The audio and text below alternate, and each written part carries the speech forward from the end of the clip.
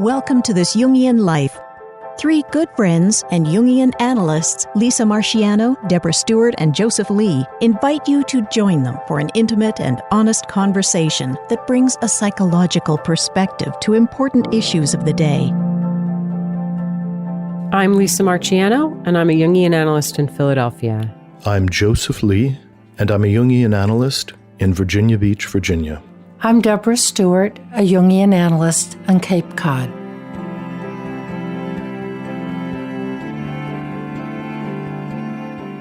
Today, wonderfully, all three of us are here. Some of us have been traveling abroad. Some of us have been having other adventures. And wonderfully, as it always is, we are all three returned and happy to be together again. Today, we are going to talk about obsessive compulsive behaviors, which is really a spectrum of feeling and thinking and doing from an analytic standpoint, invoking, of course, Jung's insights, but also Freud and the post-Freudians had much to say about obsessive thinking and compulsive behavior. A lot of theories about unexpressed emotions, some ideas about being over-controlled in our childhood, and ways that we cope with those dynamics as we have internalized them.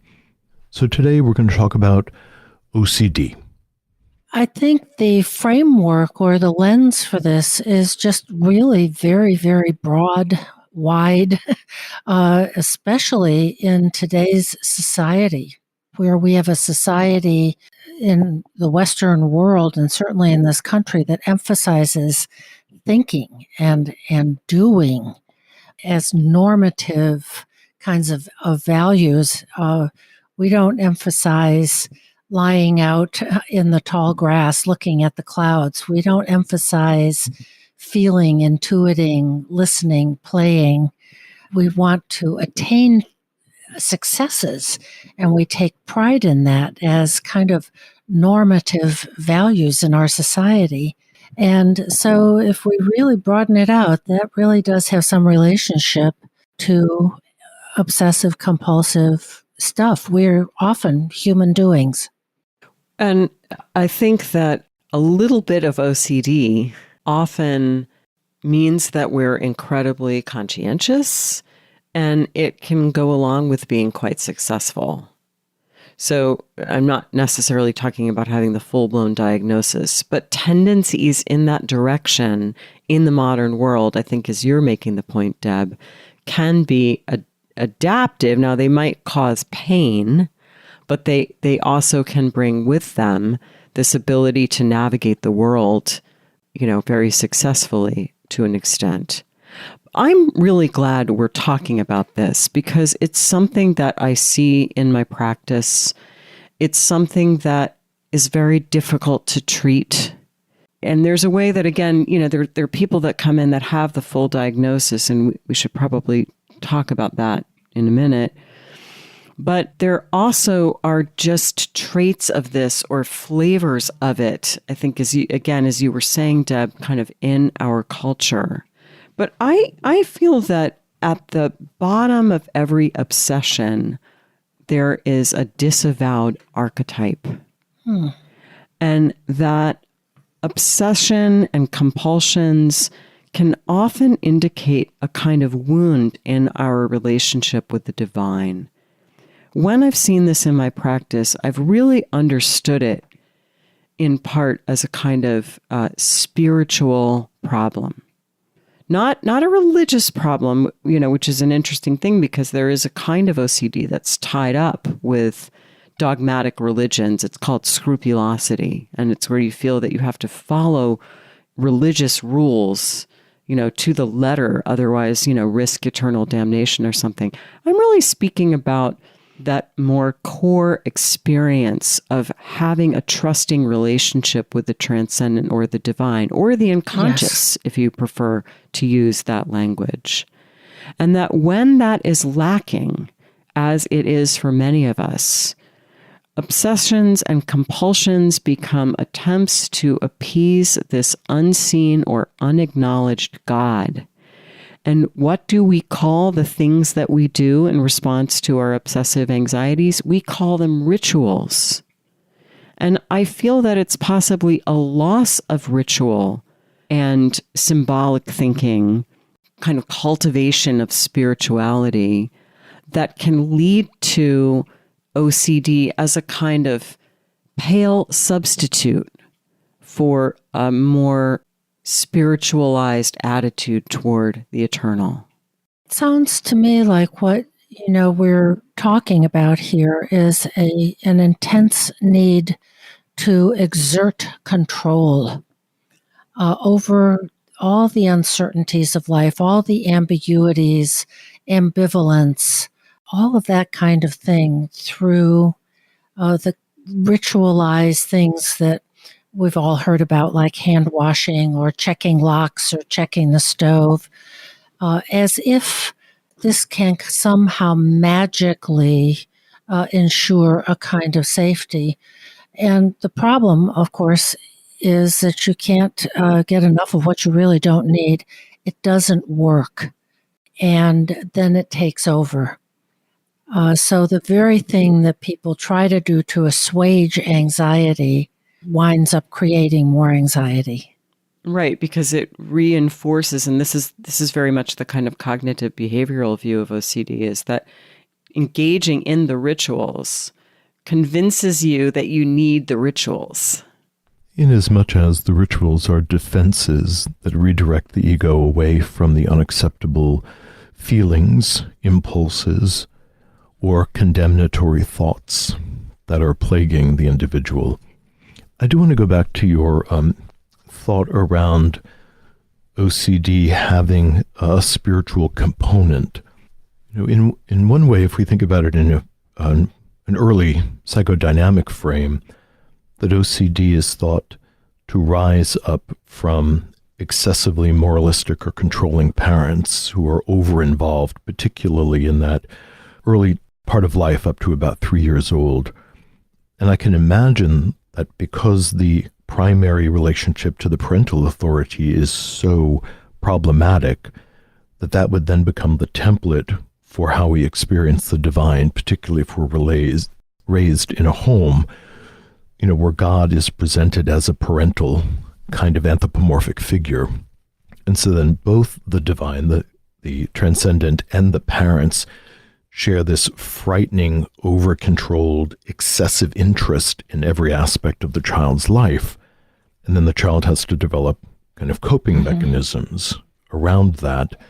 One of the coping mechanisms can be a kind of obsessive, compulsive concern with atonement of one form or another, that the divine is constantly asking something of me to expiate what's horrible about me, my sinfulness, or that I have to constantly overcompensate for even small transgressions in the social sphere, particularly if I've done something that was socially inappropriate. So OCD troubled folks can wind up being overly corrective, being overly involved with concern for the other person and how much they have to do to repair this mistake that they've made, or overly concerned with what they have to do to make, God right with them. And as you were saying, Lisa, there's something in the way that they are imaging the transcendent, which Jung called the God image, or the image of the self, which somehow involves too much of the parental control and power dynamic, such that the life-giving aspect of the divine is minimized or unavailable. Yeah, I think that's well put. There's a way in which very early on, of course, for every child, the parents really are the divine. Of that baby and that toddler and a very young child has these great big people who determine, when and how and what that child eats and drinks, goes to sleep, determine everything in that child's environment. And in that sense, they have the proportions of gods. And if parents are basically loving, and they're strict, but they're consistent and have a positive attitude about it, about raising a child with high expectations, it can be okay. There can be a kind of real good kid, try to do the right thing attitude that can reinforce success in the world. I think the underlying tone that the parents provide is what matters, because if the parents are really not involved, if they're really prematurely demanding, punitive, condemnatory, scolding, shaming, and that is the pervasive tone versus you have to do it, but you can do it, and we're encouraging you to do it. The condemnatory tone is what really sets the stage for a fearful attitude and an inner conflict between what I desire, how I feel, and where I'm rageful versus what do I have to do to obey and comply. And I just want to be careful that we're not saying that this causes that. Because, of course, the development of something like OCD, if we're talking about the full-blown diagnosis, it's much more complex than I had these kinds of early childhood experiences. Lots of people might have a certain kind of early childhood experience and not develop these kinds of symptoms, or might develop very different symptoms. And some people that developed these symptoms didn't have those experiences. So it's all a little mysterious. With OCD, there's certainly some genetic predisposition. I mean that's I think pretty well established. No, I think we're in that realm of the stress diathesis model, that there is some interplay between an indigenous predisposition to evidence certain symptoms like OCD, but there needs to be a certain kind of stress in the environment to activate that. So there's a vulnerability and a stressor, and they kind of collide, often in childhood, but not always, and then a symptom blossoms. So you're right. Plenty of people don't have a certain predispositions, and they can move through the same stressful environment and not develop symptoms. So it's a dance between the inner and the outer. And it's also, as you said, Joseph, it really is a kind of spectrum phenomenon. So we could talk about the diagnosis, we could talk about the personality disorder and the DSM. And of course, for it to be the full-blown diagnosis, maybe we should just say obsessions refer to thoughts that you're trying to avoid or that kind of take up too much room. Compulsions refer to things that you do, to actions. Mm-hmm. So for example, the obsession might be about germs in your food, and the compulsion might be about, washing your hands multiple times. Mm-hmm. And when we think about it being a diagnosis, we think about its level of impairment. So if you're the person that goes through your house every night and checks to make sure that all the doors are locked, you might call that OCD. But as long as you just go downstairs and check all the doors and go back to bed, that's not OCD. It may have a little flavor of that, but it's not impinging on your functioning in any way. Mm-hmm. But if you can't go to sleep because you have to check 30 times and therefore you're losing sleep, now we're in a different ballpark. But I think it's important. I think I certainly can relate to the idea of sort of getting gripped a little bit with a thought and then having to perform some kind of action to propitiate some sort of vague threat. I think that is a common, perhaps we could even say sort of fundamentally, universally human way of orienting to the world. But it doesn't reach, at least for me, not yet, the level where it's in some way impeding my ability to do my life. I want to loop back for a sec to what you said, Lisa, about an inherent vulnerability and what we kind of come into the world with as predispositions toward this or that. And the interaction with the environment. And your idea that there is a spiritual underlying dilemma. To add that I think the underlying dilemma is the feeling tone with which a child is raised. And that, if it is really deficient, children are guilt-tripped or shamed, or if there is simply a lack of enough parental involvement, enough connection, enough caring about who you are, I think that can sprout into difficulties in life or even symptoms in 100 ways. And one of those ways is what we're talking about today, obsessive compulsive stuff, because it is an estrangement from one's own feeling functions. Yes. But Deb, I'm just, we can just go on record as kind of disagreeing about this, because I don't feel that it necessarily always has its roots in some kind of lack in the early environment. I mean, I can absolutely see that. But I think in general, we're talking in some way, for me, about even just an attitude toward the unconscious.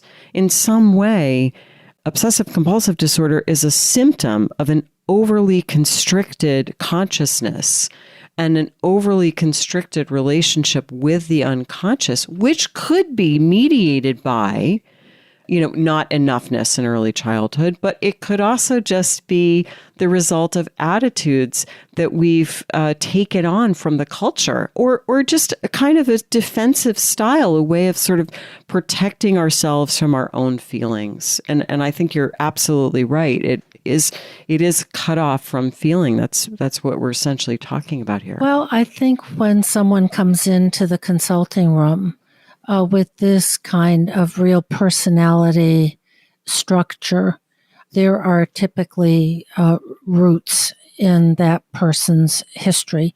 And yes, an inherent inclination. Yes, our cultural values, all kinds of things. But wherever the etiology might be, determined to be, for me, what I look at and attune to is the estrangement from feeling and the distance from the unconscious. And that it is an overemphasis on controlling and an overemphasis on cognition, rationality, reason, moralism, righteousness, rules. I want to lift up the rationality piece. I think that is huge. This overemphasis on rationality. The people that I have seen with the worst OCD really cling to a very rationalistic, materialistic understanding of the world. And this seems to be the way that or one of the ways, I suppose, that the unconscious kind of seeps in. So I'll agree with you 100% on that. I think, honestly, it's a dance around all of these things.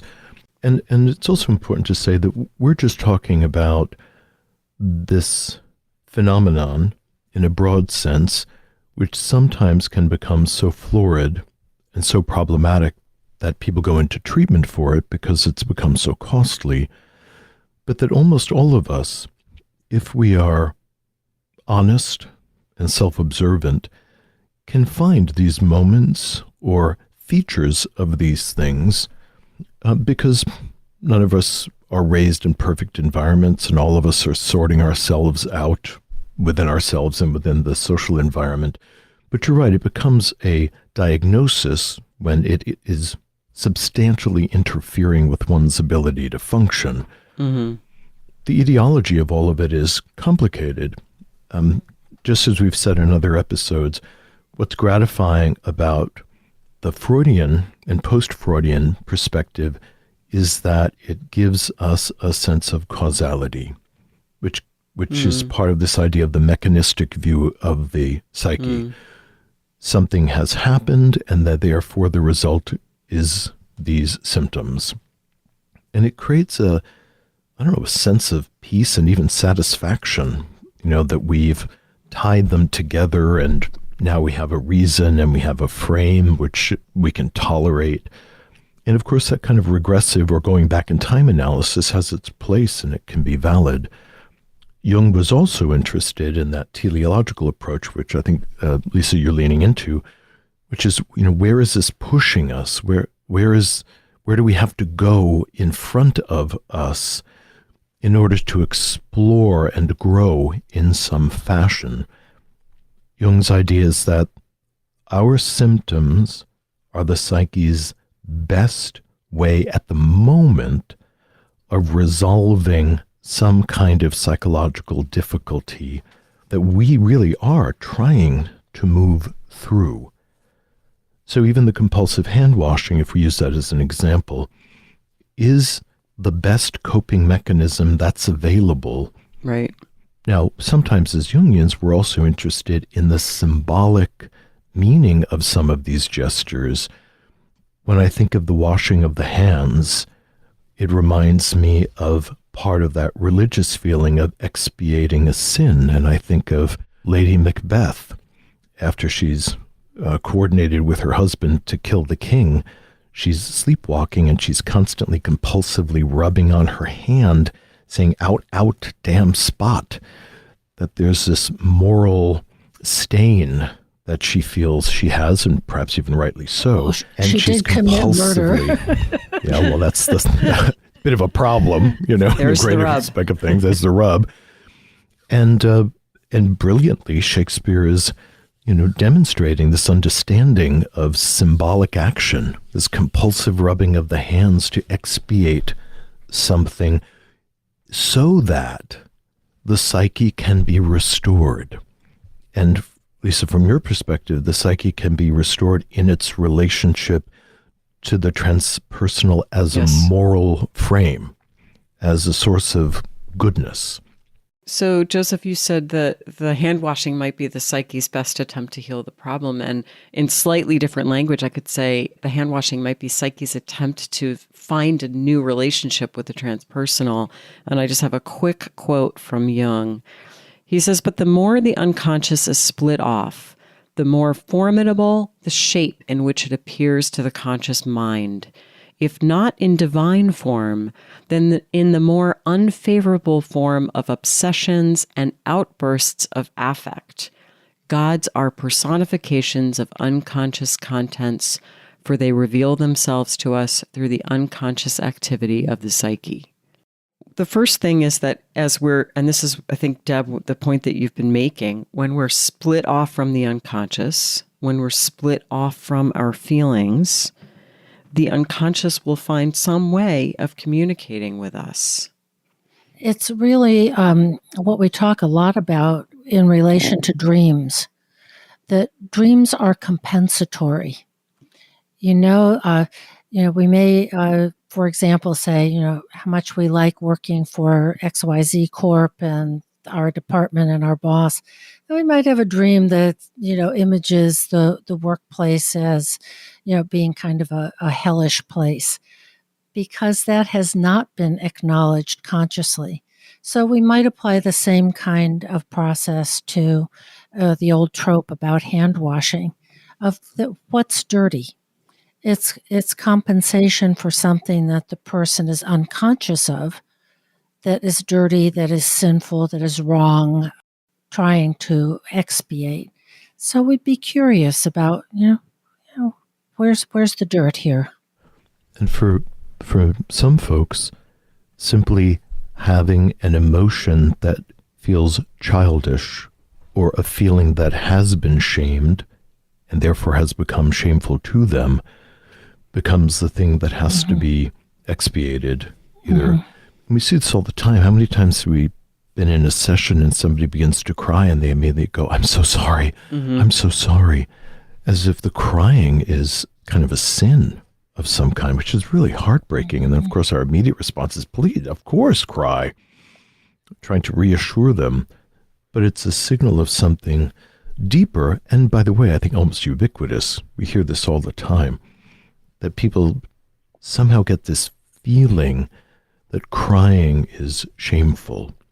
And many of us have the experience, I remember it vividly for myself, where we were told it's time to stop crying.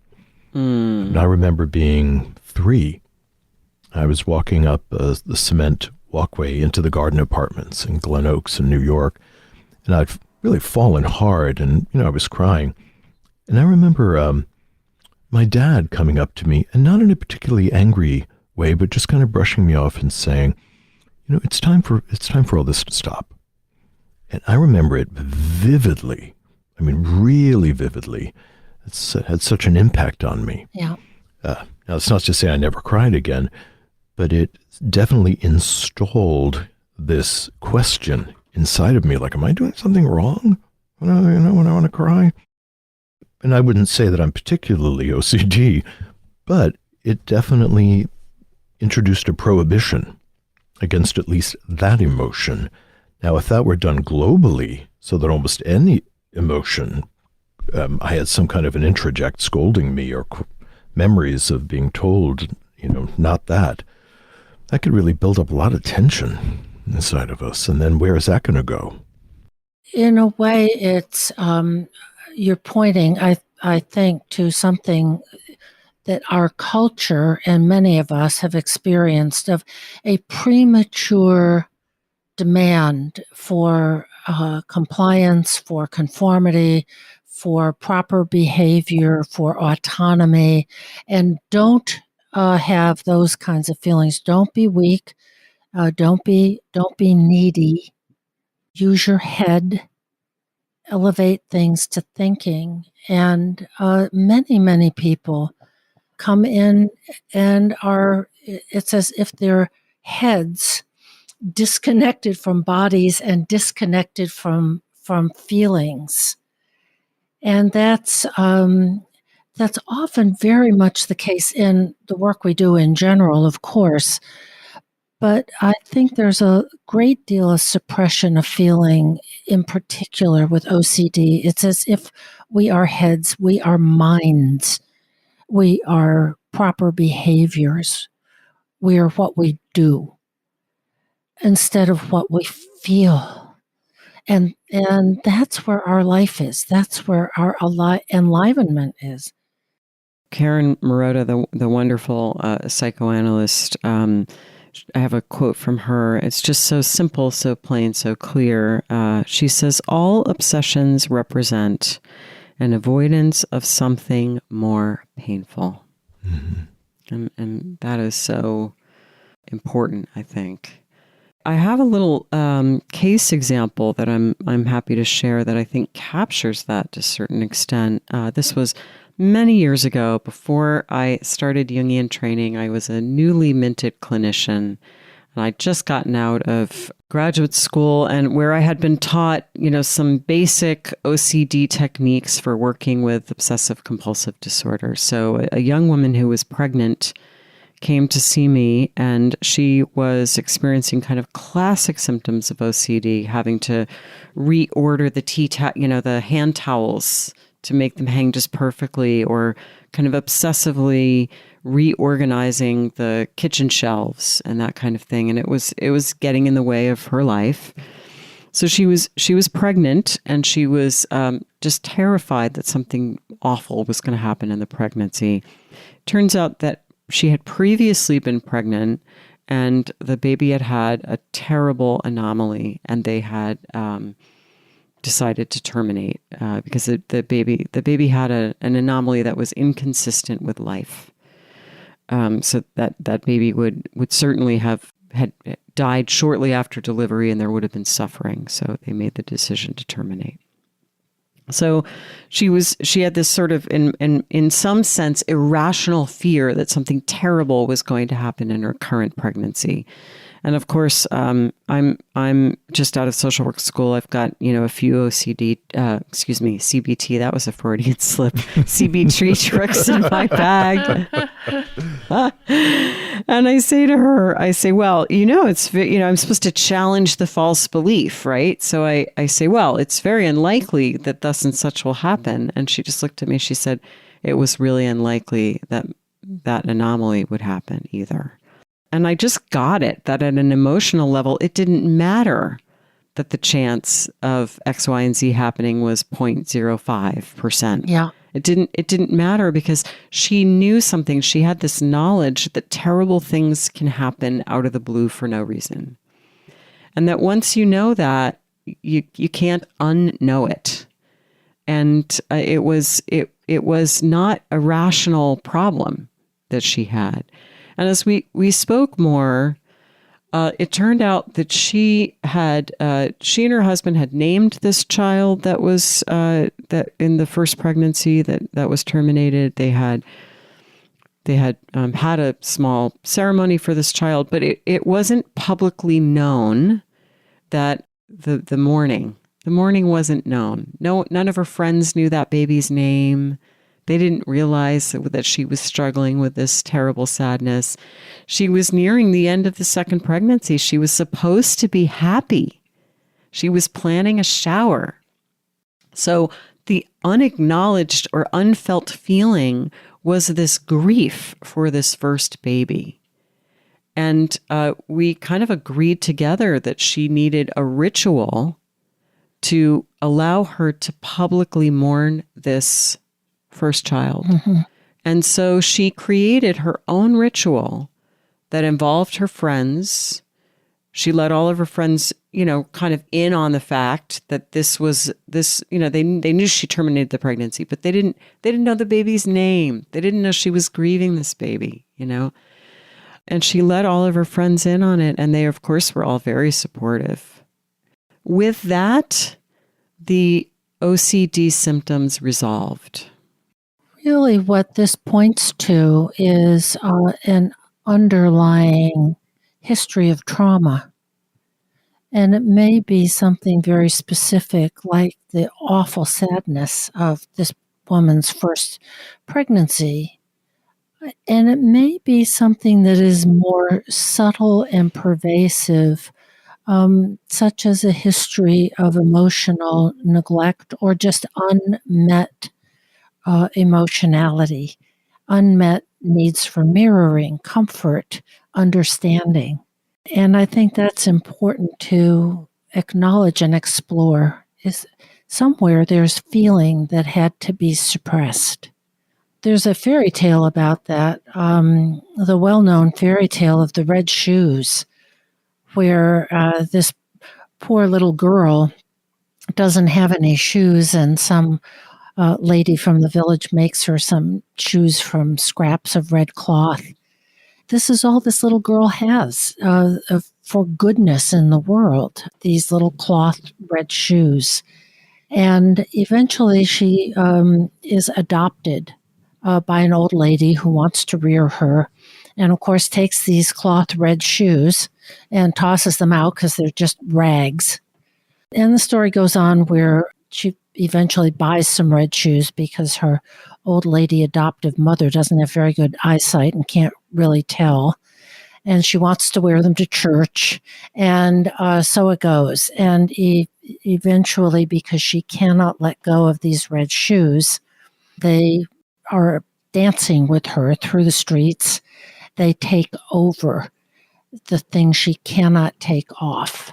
And in some stories, she dances and dances till she drops down dead. Some stories, she finally has her feet cut off at her own request.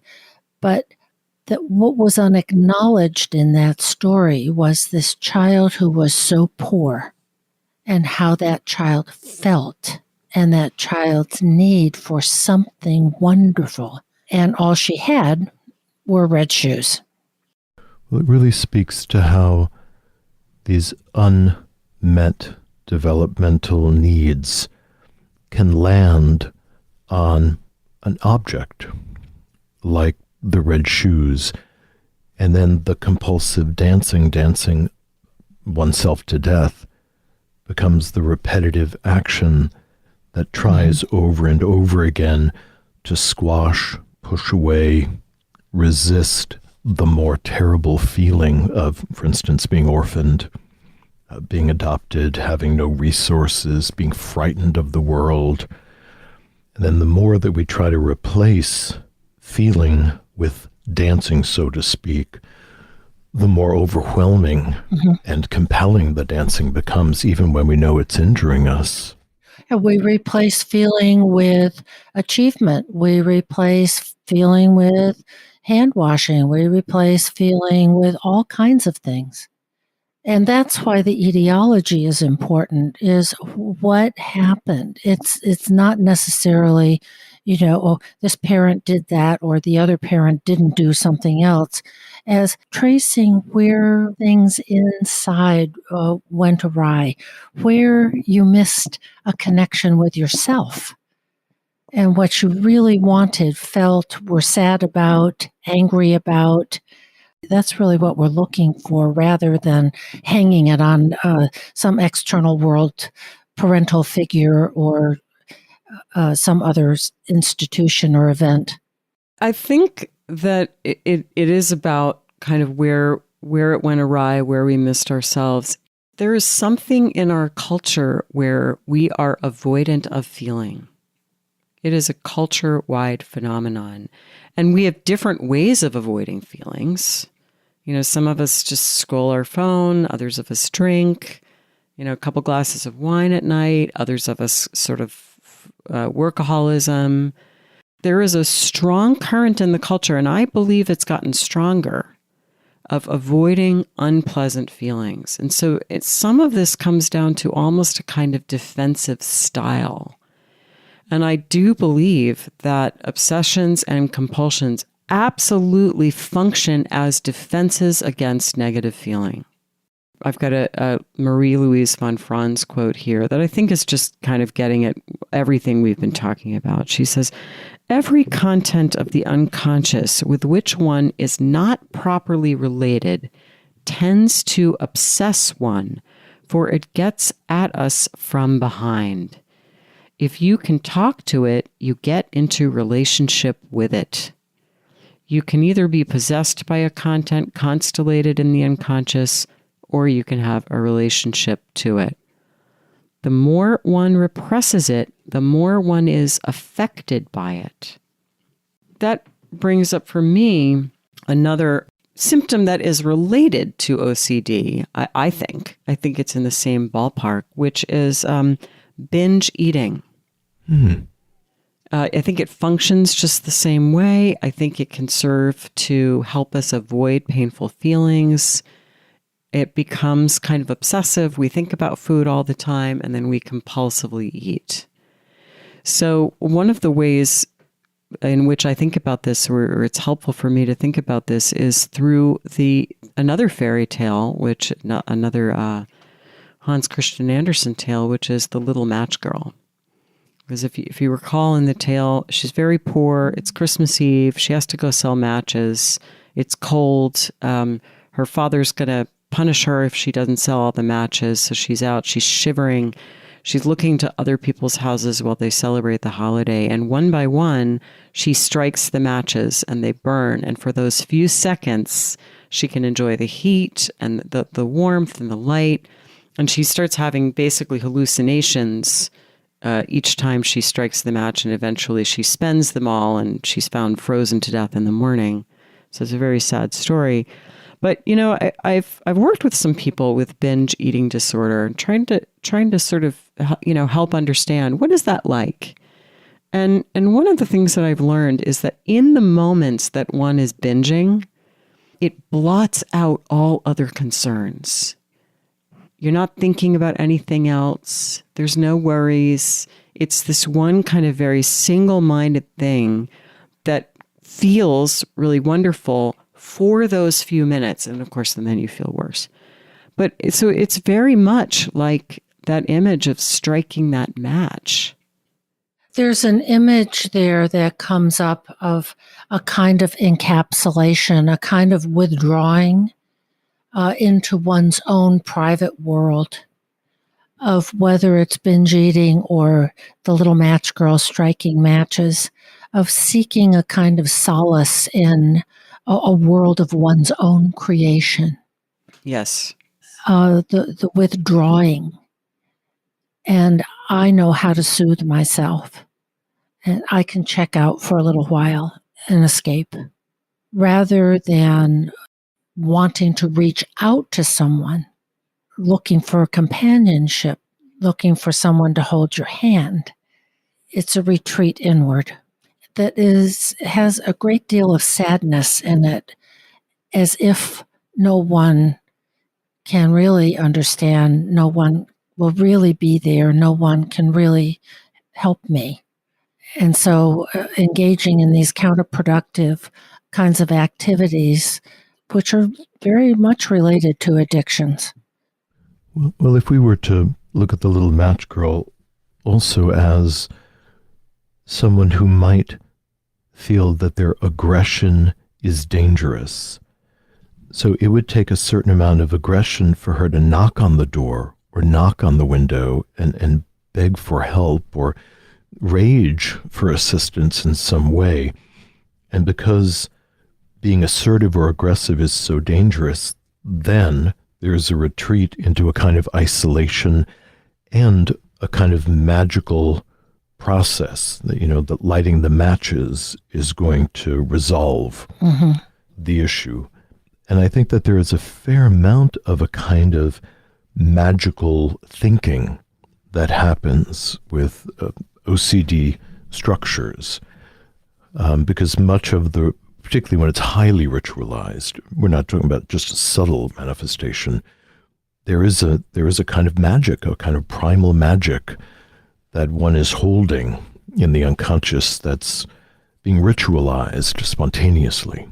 And that's such a good point, Joseph. And it's important, or I want to link it back to my thesis about this being kind of a spiritual problem, because of course, one of the truths about OCD is that you're doing these crazy rituals and rationally, it's nuts.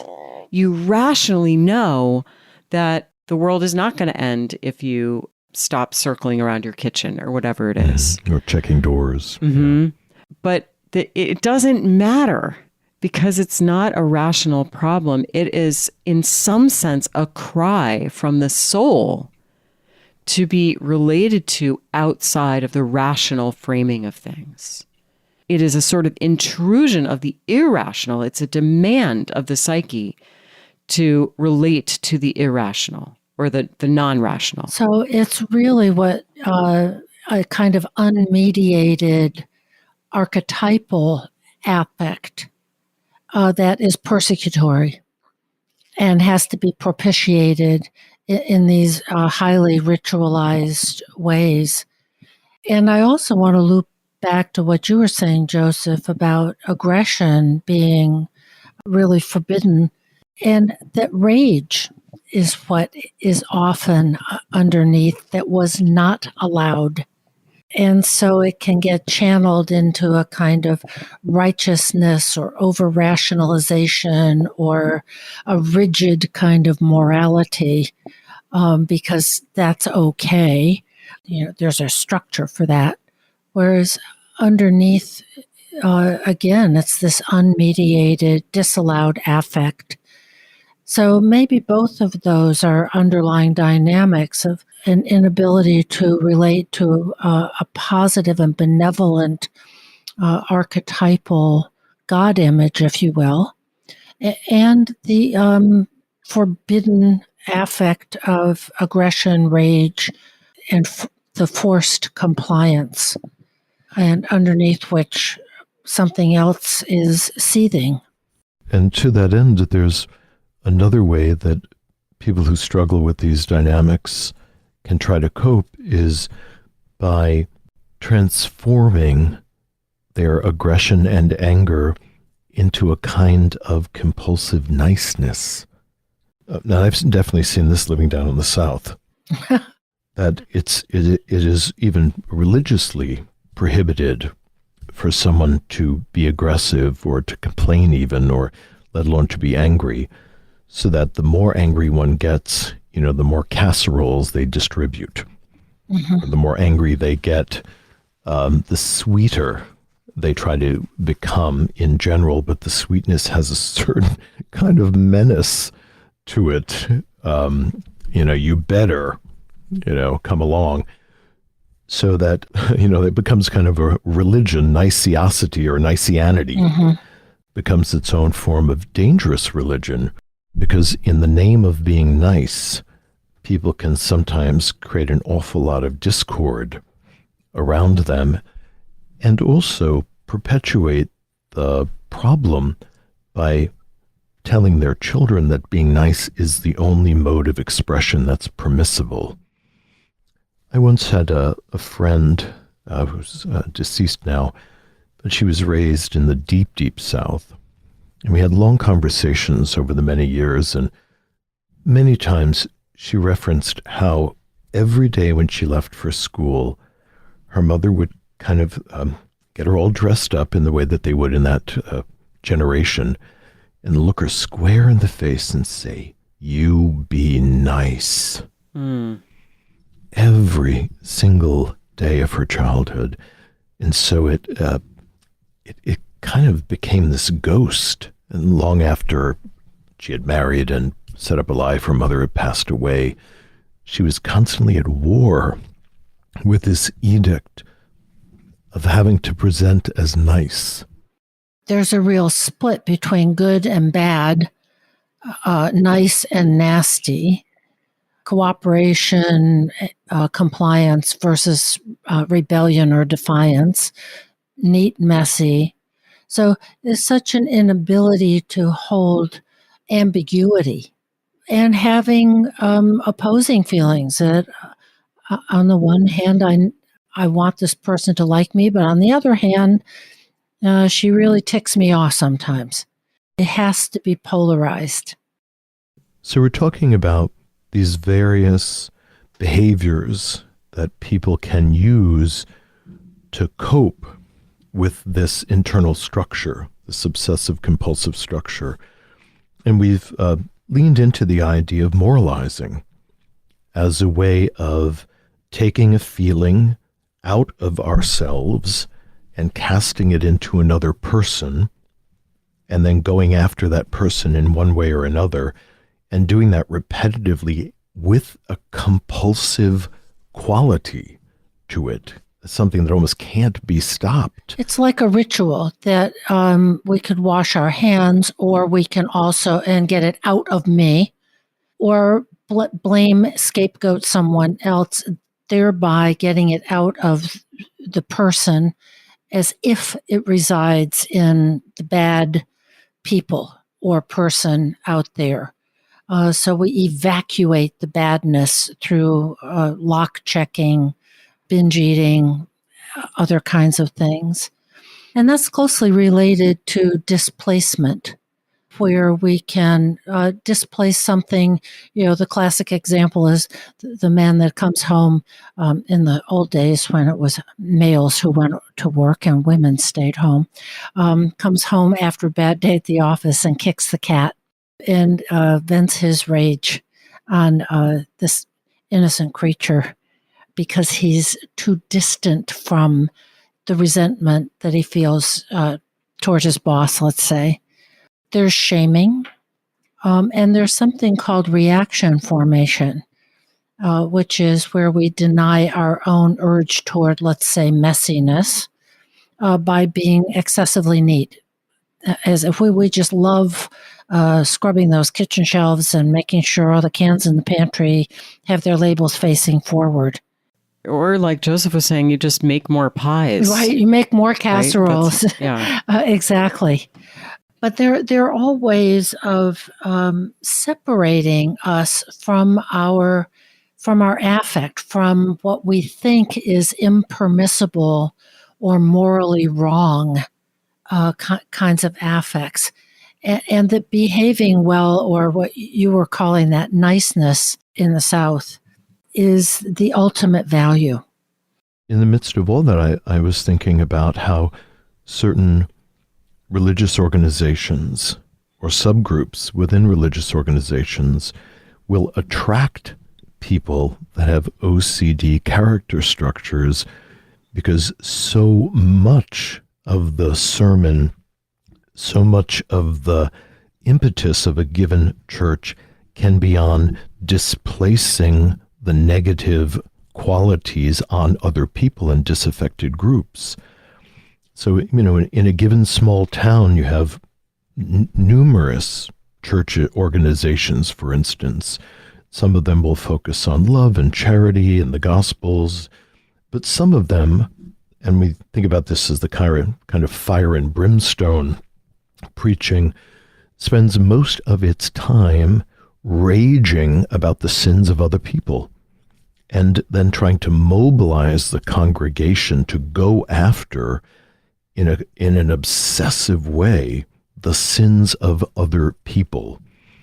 And because self-righteous anger is one of the few emotions that is acceptable to somebody who's really caught in an OCD personality structure, taking that self-righteous rage and screaming at people and protesting in front of their house or trying to destroy their careers because they have evidenced some kind of behavior that the group has decided is unacceptable, and yet is in all of them, by the way, that they go out and, one, obsess about this person, and then begin to behave in ways that are tremendously damaging. We see this in political life a very, very great deal. The right, wrong, and the obsessiveness that people can get caught in, and they will, stalk someone, set fire to somebody's house. The man who killed John Lennon, I guess I'm dating myself, was obsessed with him. So it can become very, very dangerous.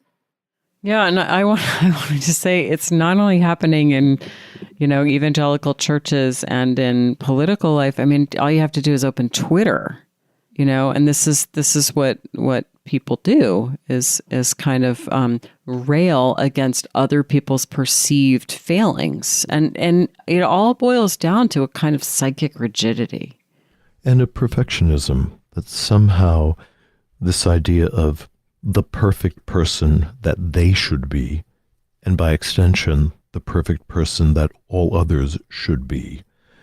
And the way that they were often exposed to a substantial amount of either controlling or frighteningly controlling behavior then rears up later in life, and they themselves want to become the frighteningly controlling authority figure, leveling all kinds of threats if they don't receive compliance.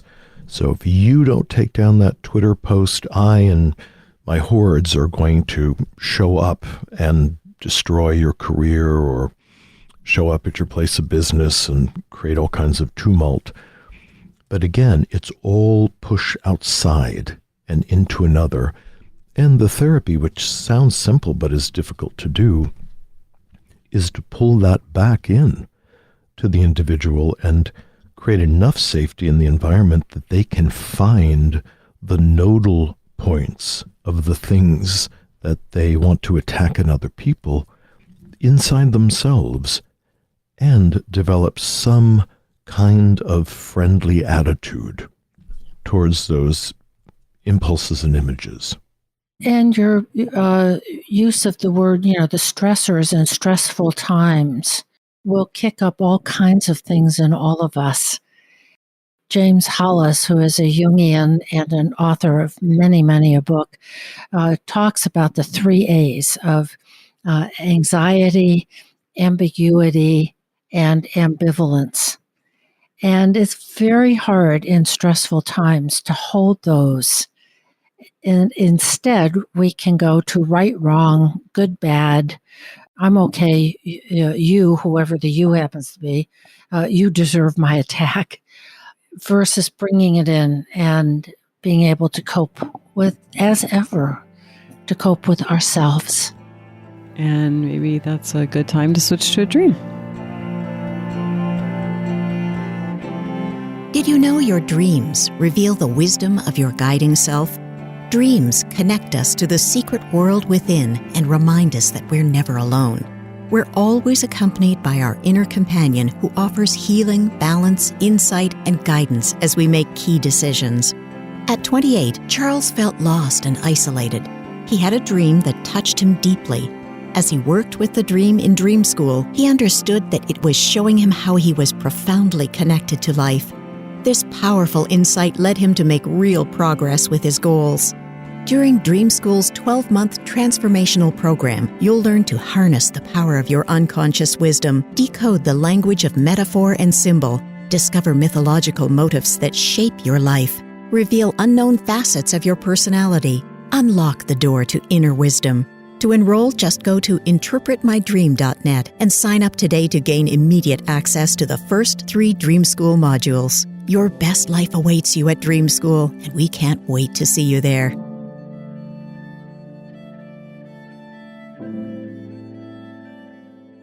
Today's dreamer is a 27-year-old woman, and she is in graduate school. And here's the dream. I'm standing in a field in winter.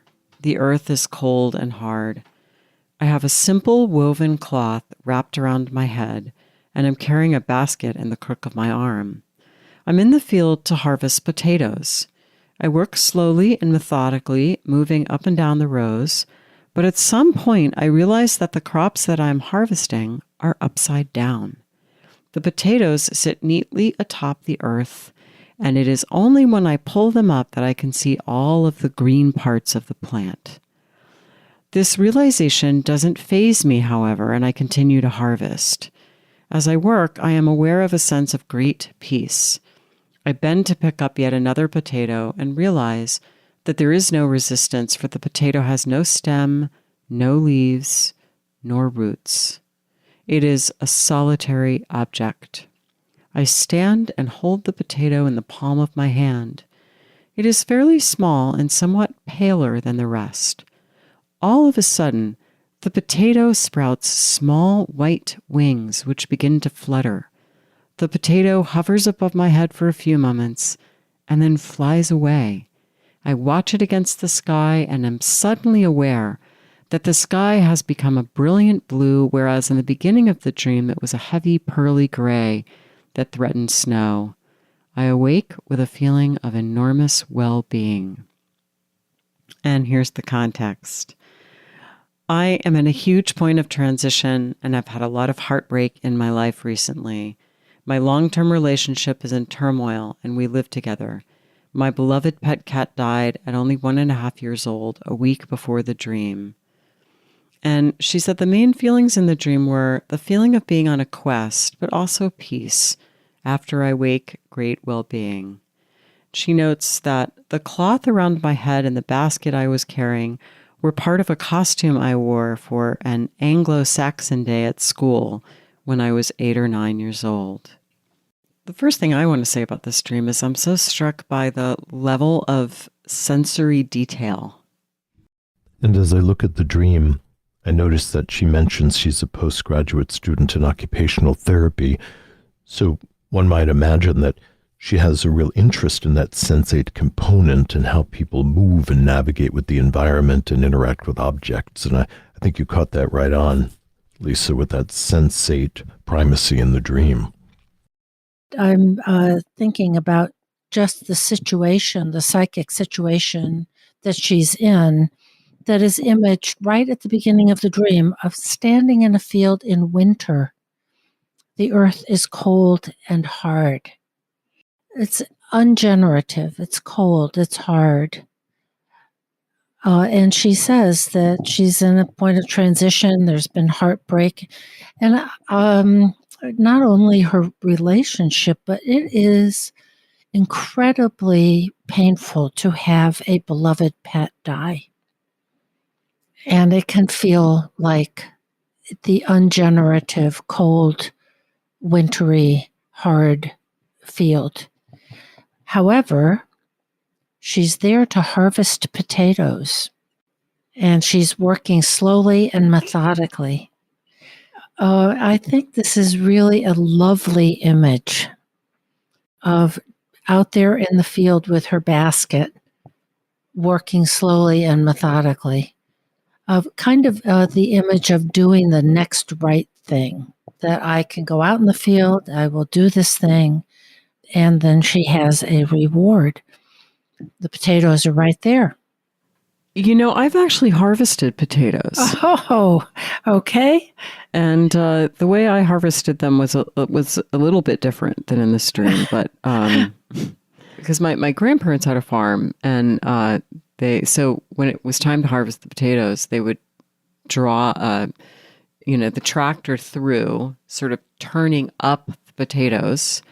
And so we would walk alongside, along behind the tractor with my grandmother, me and my sister, and just pick the potatoes up out of the dirt. And so there's this real, again, sort of sensory experience around seeing these. There's such an appealing color, potatoes. They're this kind of slightly luminous, pale color sitting in the midst of this brown dirt, right? And so there's something about them being little treasure balls from the dirt. This kind of surprising thing, because you've just got this green plant that doesn't look like that much. Yeah. But beneath the soil, there's this, wonderful kind of surprising thing. And of course, potatoes have those wonderful eyes that really do look like eyes that generate new plants. So the idea of the potato itself as a symbol, and of course it's round, so we might wonder about a self symbol, but it's earthy. It's very earthy. It's very earthy, and it's a great image for the generative contents of the unconscious, that they've been growing beneath the earth. And then the tractor pulls through the field, and here are these wonderful potatoes that have been turned up from underneath. Yeah. Yep. Although in this dream, she says it's backwards. The potatoes are lying on the earth and the green part is under the ground. And I am so curious about that detail in this dream. I'm not sure what to do with it, but it is really interesting. If we're in a kind of magical universe in the dream, and the plants really are growing upside down, so that the flower, so to speak, the stem, the leaves, goes down into the earth, and then the roots are rising up towards the heavens, then we're in this realm of the Kabbalistic tree of life, whose roots are said to be in heaven, and the fruit of which is the earth itself. And it goes to this idea that That's great. all things on the earth germinate or disseminate and descend from patterns above, which is congruent with Jung's idea of the a priori archetype, that there is a universal structure, and from that, its representations descend downward into the human mind, and then through the human mind into the actions and things that we craft or behaviors that we exhibit. So there's one way of thinking about it magically, and so to be able to see the root or the place where the energy is stored and it does become a spiritual object, it kind of becomes a cherub and flies off. It does speak to this perhaps shift of consciousness, where she's able to see what is above, what is in the transpersonal. If we think about this from a more mechanistic standpoint or a more objective standpoint, just as you were saying, Lisa, the plow comes by, the plant is actually turned upside down because of the effort of the plow, so that the green is plowed under and the potatoes are kind of at the surface, ready to be harvested. And most times, the machinery itself does separate it from the plant matter. So it is these kind of independent objects that need to then be harvested off of the soil, either by hand or by some kind of a raking machine. And it still represents this potential, as you said. It's the tuber, and which Jung wrote about, that the human personality is like a rhizome or a tuber, that all of the life is stored in a secret matrix, like an acorn, and out of that rises the plant or the human personality. So whether we think of the potato as being something where new life is stored, maybe it's connected to spirituality, maybe it's deep inside of the soil of her soul, but is now revealed. And we eat potatoes because all of this life force is stored in them. You know, the plant above ground is drawing in sunlight and nutrients and packing them into the tuber. And we eat them because that's then available to us. Mm-hmm. The energy. The energy of it, yeah.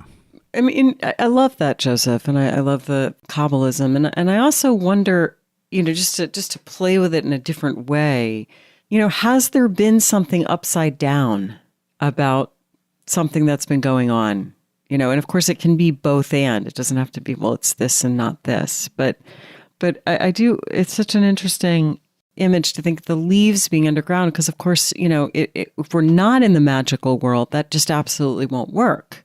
The leaves won't get the sunlight that they need for photosynthesis.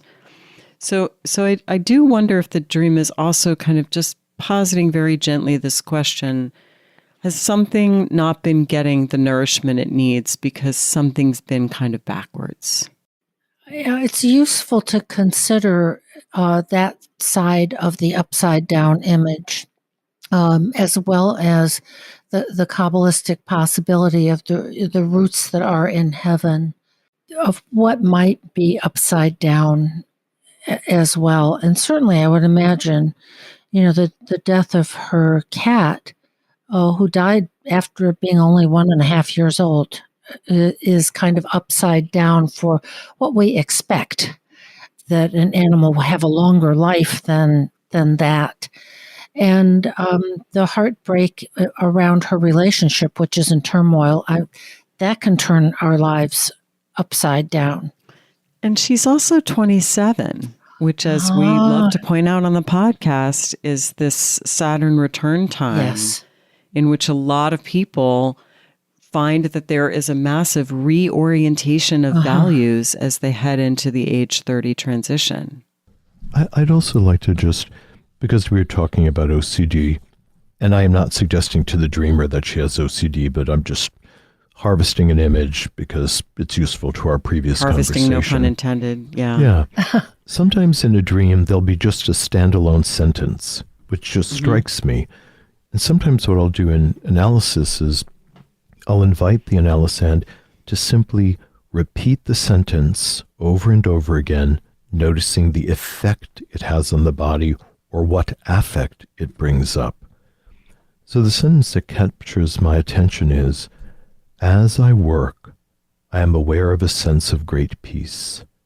As I work, I am aware of a sense of great peace. As I work, I'm aware of a sense of great peace.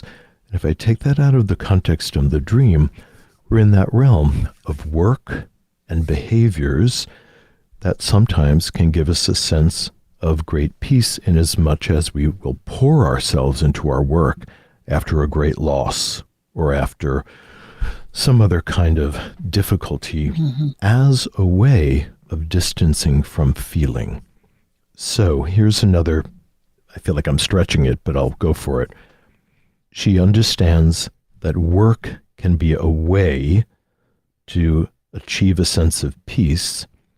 The potato could very well represent underlying feelings that are being surfaced as she's plowing through the consciousness.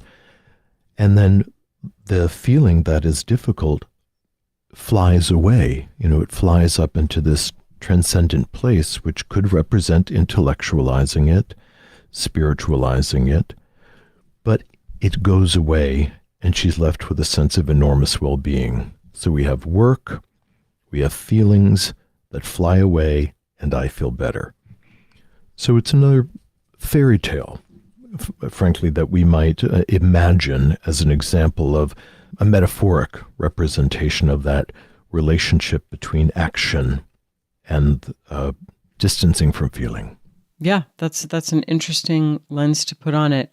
We haven't talked about the potato that flies. And there's what you just offered, Joseph, which I think is worth holding and considering. And it did occur to me, actually, that this is a good example of a compensatory dream, because things are very difficult in her waking life, and yet she has this dream that seems to bring a balm. And so you do wonder sometimes to what extent there might be what you're talking about, the intellectualizing, the spiritualizing. And yet, I'm inclined to want to read the flying potato as a real important symbol of, well, we talk about the telos in the dream. And the telos, the idea of sort of where is this going, certainly seems to me to be connected with this flying potato, which is, this discrete object, and it's a little paler than the others. And is it possibly a self symbol which came from the earth and was earthy, but now has link to the realms because it's come from ostensibly underground, or at least on the ground, and is now flying up to the heavens. So it seems to be possibly showing the dreamer that there is something very unexpected that could come from her current suffering. And I'm aware, and I agree with everything you've just said. But in the dream, she starts out by doing the next right thing. The simple woven cloth on her head, the basket, it's all very humble and simple, an image of times gone by, like she had when she was in school, of out in the field harvesting. So if she does the next right thing and goes out to harvest the potatoes, then she finds this very special magical potato. It flies off into the heavens and all the rest of it. But she's had an experience in the dream that carries over into waking life of the feeling she has been missing in this difficult time. The feeling the sky is a brilliant blue. It's no longer the pearly gray that threatens her. She awakens with a feeling of enormous well-being. So the dream has put her in touch with her life is not only turbulent and difficult and filled with loss now.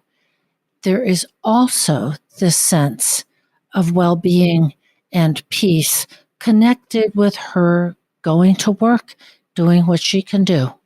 Yes. And you know, I have to just bring in this link to fairy tales because in a way, you know, you're collecting potatoes because you want to eat them, and they're sort of poor people food, you know, and there is this reference to kind of simple Anglo-Saxon life. Yes, peasantry. Yes, peasantry. But you can't eat the flying potato.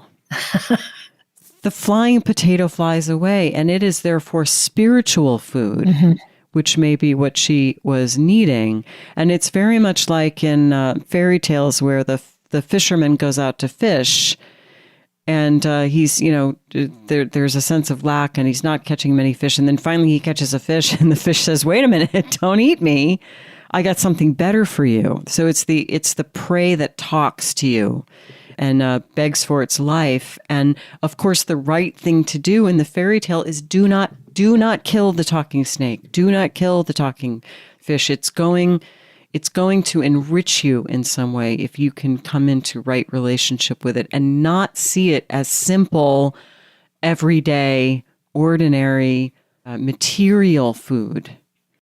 The other thing about the potatoes that I was just suddenly remembering is that potatoes are particularly a prima materia in as much as raw potatoes are considered poisonous to eat, that potatoes must be cooked in order for it to be digestible.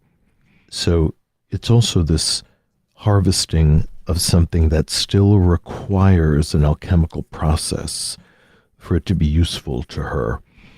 But it has all kinds of promise as well. The last thing I just would say is she has picked many potatoes, but only one flies away. Yes. So I do have this image of, even though she's in the winter of her life, i.e., it feels like the warmth of the relationship and the warmth with her beloved pet have fled, and now things have grown cold, she's able to harvest this resource from the psyche. She's got a big basket of potatoes, and then the strange, more luminous white potato kind of takes off to the sky in this rather strange and miraculous way, but she is left with resources. Plenty of potatoes. Yes. Yeah, that she needs to then act on to make them helpful to herself. Yes, and when you act on potatoes in the right way, they are so delicious. Absolutely. Latkes. I want latkes.